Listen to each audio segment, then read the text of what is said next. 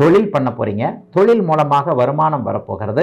அந்த வருமானத்தின் மூலமாக செலவுகள் வரப்போகின்றன.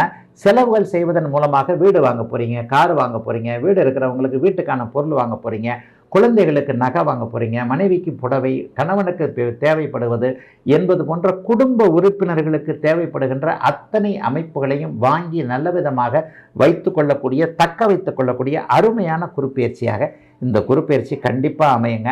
அதை விட மேலாக 2ஆம் இடம் தன பிராப்தின்னு சொல்லப்படக்கூடிய காசு பணம் வர்ற இடத்தை குறிக்குது.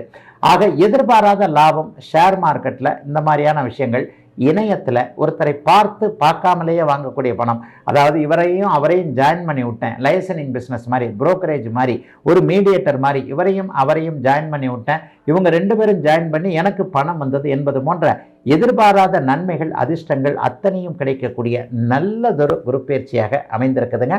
மகர ராசிக்காரர்கள் எல்லோருக்கும் இந்த குருப்பெயர்ச்சி